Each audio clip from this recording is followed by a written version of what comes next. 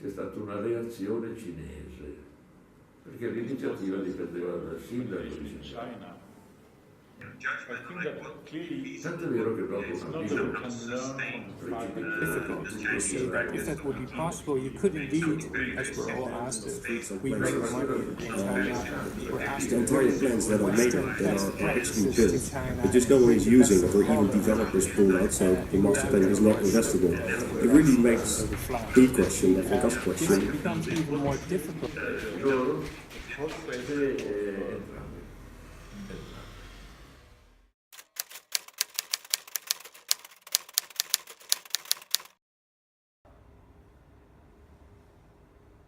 Dove sta il progresso?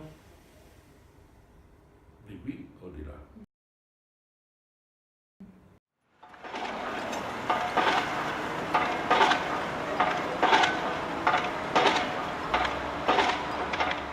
Chinese planning has evolved really well over the past 30 years because they had such a tremendous challenge in moving people from the countryside into the cities, and I think we kind of underestimate how incredible challenge that has done.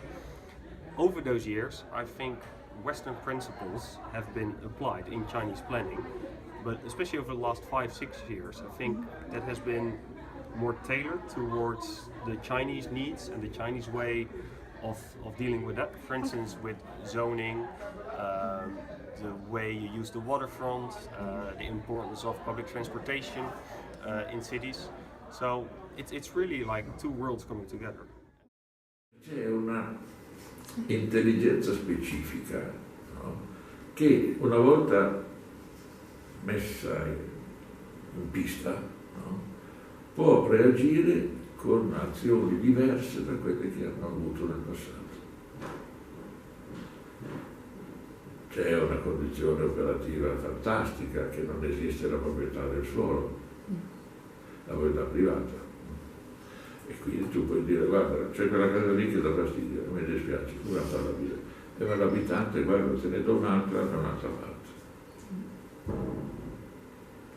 Ecco, queste azioni dirette sul territorio sono miracolistiche per certi versi e sono l'eredità di Mao.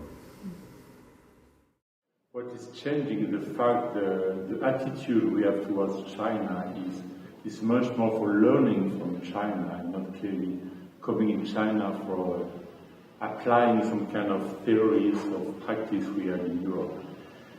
The first consideration is the fact that China is changing very quick, and we can learn staying in China how Chinese government, the Chinese architects and Chinese planners have this capacity of changing strategies, changing attitude. And that is the first important thing. It's very important the way in which we can teach, or we can propose to develop a research program with Chinese universities. Non è stata un'azione semplice, perché ci sono state molte controversie sul progetto Nine Town, One City Nine Town, e queste controversie derivavano dal fatto che c'è stata una reazione cinese, perché l'iniziativa dipendeva dal sindaco di Shanghai. Tanto è vero che dopo un avvio precipitoso tutto si è rallentato sotto questo profilo. Allora la cosa interessante da capire è come mai si sia rallentato. Perché hanno cambiato idea? Perché hanno capito che non era quella una strada percorribile ai fini degli interessi loro? Entrambe. Hanno incominciato a pensare che copiare il mondo occidentale non fosse un obiettivo. So what we do is basically bringing our best European practice to China in the project which we recently do the last 4-5 years, but then on a kind of scale which is totally new for us, as these scales we don't find in Europe. And mind you, we are the designers, the master planners of the Hafen City project in Hamburg, which is the biggest waterfront project in Europe yet. It is only 2 million square meters, and the development time is 25 years. So then find yourself confronted with 6 million square meters or 80 square kilometers. That's really something new. And what impresses us very much is the incredible hands-on factor which we find in China to get things done. I mean, we can be very critical to China, but in many ways it is a very inspiring country, and it has also many progressive aspects. The real gap in knowledge lies within how we take that scientific understanding and translate it into design proposals. And I think that's where the West and China have to really learn from each other, because in the West, the scale of the projects is so small that you almost can't do it wrong. You kind of intuitively are working within the natural kind of course of an urban pattern. It's very unlikely that you're going to make major mistakes in where you're going to plan your next urban expansion. But in China, and especially, but in Asia in general, there have been endless amounts of uninformed plans being projected on areas where you kind of don't want to have cities. So our conclusion, preempting the research, is we're better off not planning them and understanding the natural growth direction existing cities are taking, and trying to plan them and failing, and in that process augmenting and accelerating the fragmentation that China has already seen in the last few decades.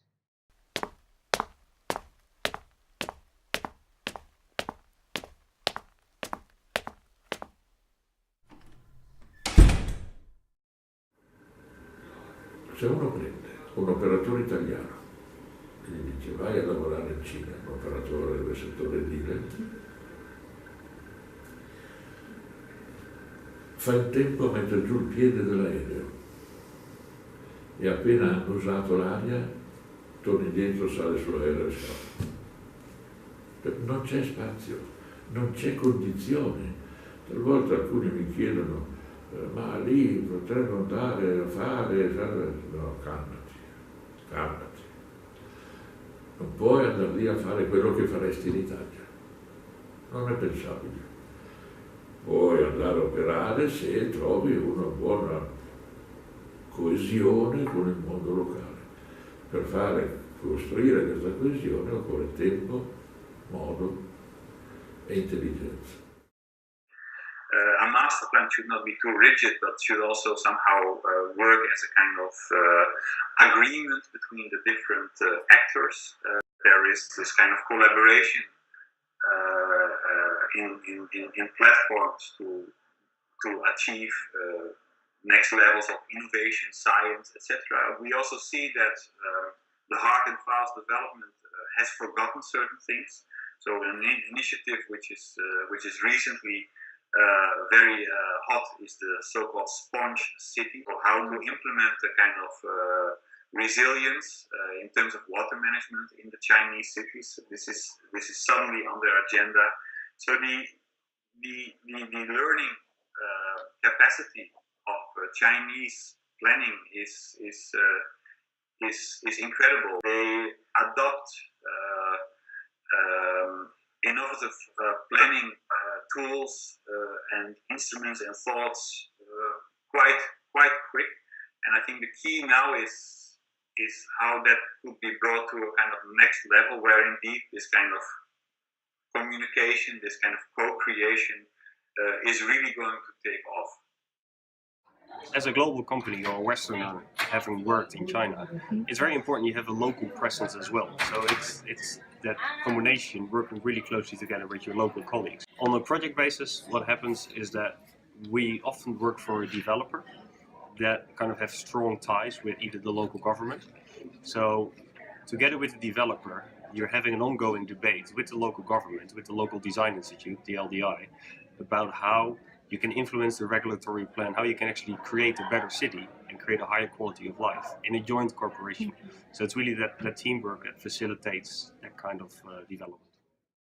There is a very, very strong negotiation culture in China, and it is very interesting to see how that can be integrated in our projects. If you can't think strategically, you also can't negotiate, and this level of negotiations is really very, very, very high. So this somehow implies that there is an incredible intellectual capacity in China to understand complexity and to navigate based on arguments the way through and simply make the most out of that. Of course, that's really challenging. I think people are rigid and researchers are maybe somewhat timid and planners are stubborn. So to have people work together and actually collaborate open-mindedly on complex issues is much easier said than done. But I do believe this is now where we're moving towards, that projects become increasingly multi-scalar, multidisciplinary, and therefore also multinational.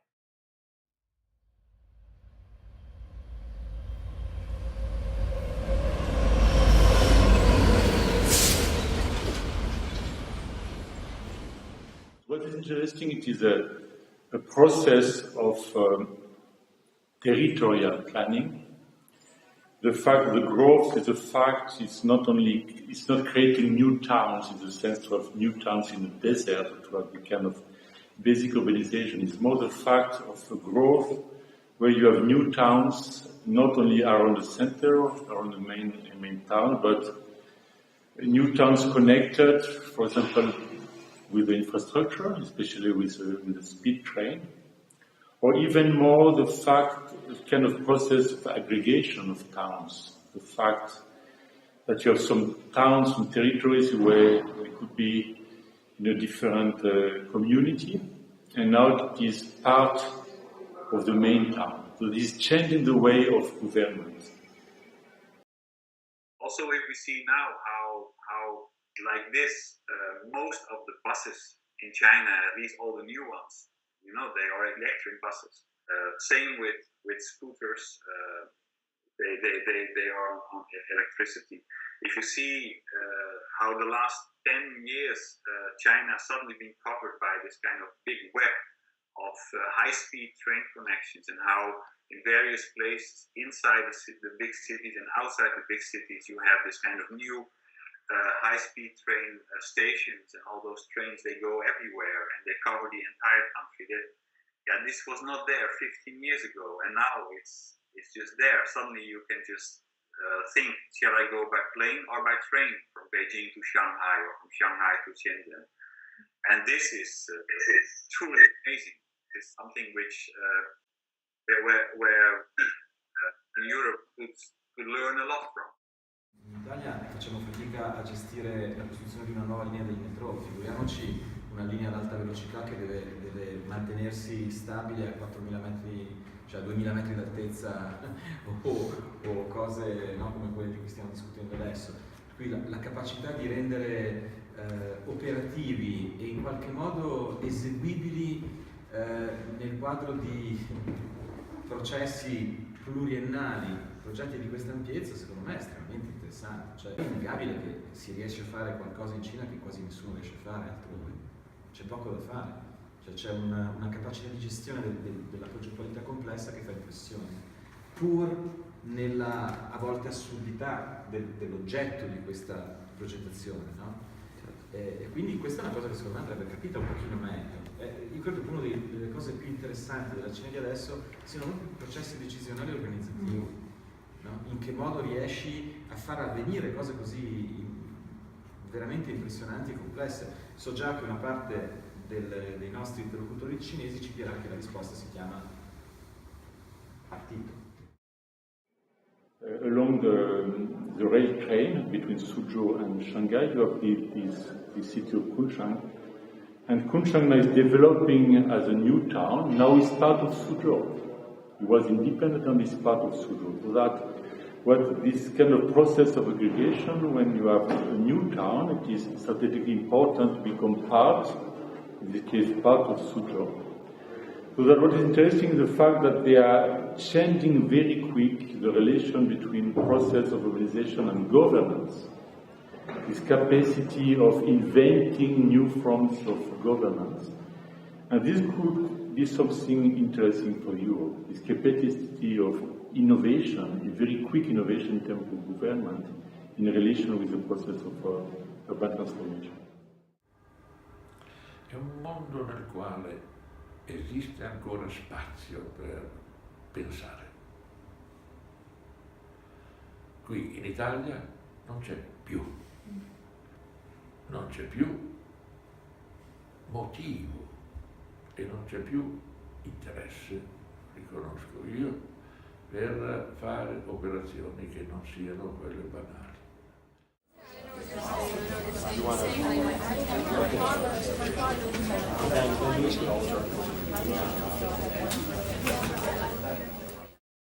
In the beginning of the 2000, a new program was launched with the idea of better balance this fast development of economy. The idea was also to de-encapsulate the three major areas, which was around Beijing, around Shanghai, and on the Pearl Delta River, which really concentrate a lot of citizens. The idea was then to develop these new towns, for instance, Chengdu, Chongqing, and other cities on that area, up to also the Xinjiang province. So that was really what we call the Go West program. The idea was really to better integrate the rural and the urban development, and to develop smaller cities that could then host new migrants coming from the rural area. On the third waves of development of all these new cities, so let's say the second and the third cities, new towns have been developed, but sometimes these new towns became ghost cities. The famous example is Ordu, where you have huge buildings without anyone living inside. And in the recent guideline developed by the central government, the idea was really to pay attention to the identity of the citizen, and the idea was mostly to also try to preserve local tradition that could help also citizens to stay in the city. In China, they have this capacity of thinking urbanization in terms of regional city or of metropolitan area. And at the same time, China is a laboratory in terms of changing the forms of government. At the same time, what is interesting now, interesting for architects, they have this consciousness that this very quick development produce this kind of city without qualities. The fact with this repetition, to have always this idea of to have residential compounds, commercial compounds, repeating, so that to lose totally a sense of place. When in the Chinese civilization, the sense of place was very, very strong. What is interesting now for architects is the fact that it is a necessity in this huge metropolitan area to creating places, and to creating places with a strong own identity.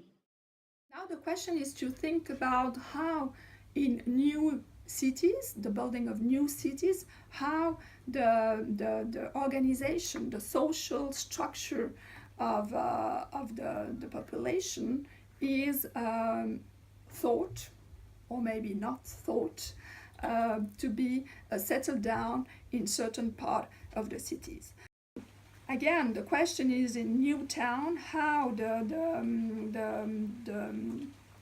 Chinese, the citizen, can appropriate a space when you have actually no rules, no tradition, is really a challenge.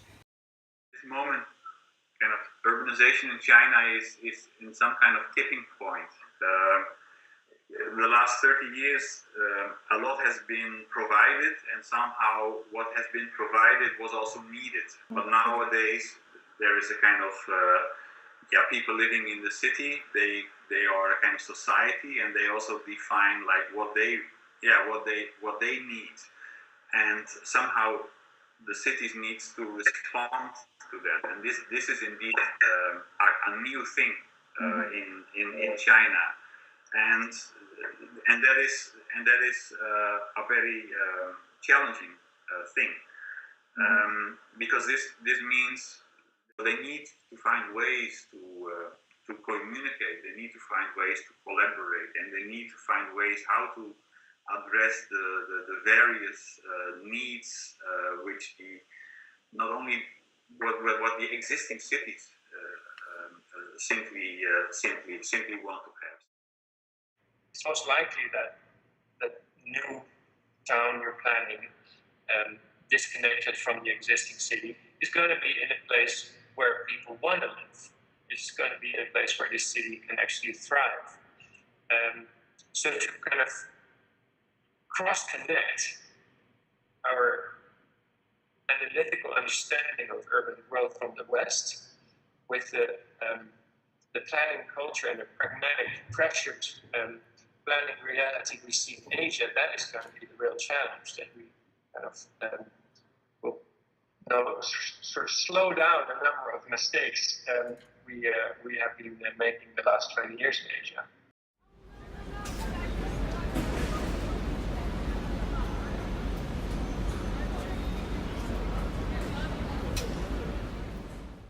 In this new era, with the economy is growing slower, the idea to have a slow development, even if it's slow for China, is even something is very, very fast. We can imagine that it could be that no more the kind of brutal process of strong migration of population from the countryside to the city, but another form of urbanization, the fact that urbanity has to do with infrastructure. The fact that in the countryside is necessity of producing new infrastructure, and new infrastructure will be not only in the form of new towns, but in the form that even at the dimension of village, of big village, of very small cities, to have this kind of program of new equipments and infrastructure. In this way, maintaining a part of the rural population, but giving equipments. But one of the problems is how is it possible to create this kind of dissemination of infrastructure, of urban infrastructure in a huge territory. And this is an open debate. So that personally, I think that as architects, we have an interest to work in small cities, where architecture can better control the relation between the scale of architecture, the scale of the buildings, and what I said before, this sense of place. Manufacturing. What you're going to see in the near future is something different, because the big, huge need for work for a cheap labor force that can cater to the global market is not there anymore. The global market is weak right now. What you're seeing now is the attempt by the government and even by many foreign investors to put their money into smaller centers or more inland towns, townships, even mid-range cities that can attract migration from the immediate rural periphery. So you're not talking about huge migrations anymore. They might be huge in number, but not in terms of how far away they have to go. Okay. Plus, what the government is also thinking is to relocate most of rural residents into cities that will be built right there next to their villages. Okay, so the idea is to transform the countryside into a urbanized landscape. So one of the biggest challenge that China has to face in the next decade will be the coordination of the flows of citizens from the countryside up to cities. And it has been said that there will be around 100 million of people that will receive urban hukou, meaning that these people will have the opportunities, the legal opportunities to settle down in cities, of course to work in cities, to have access to medical care, to good school, etc., and social services as well. But there will be, as we heard, more than 500 million of citizens that will keep their rural hukou, meaning that they will have to stay in what we call the countryside. So one of the plans is to develop smaller cities which could host people with rural hukou and will have access to that kind of third or fourth tier city, which will be closer to an area where citizens are migrating.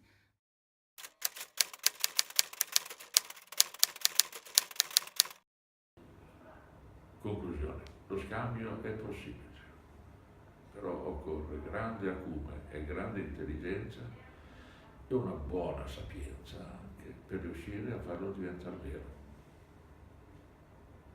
Auguri. Oui, oui, tu peux frapper les mains quand je peux y aller. Oui.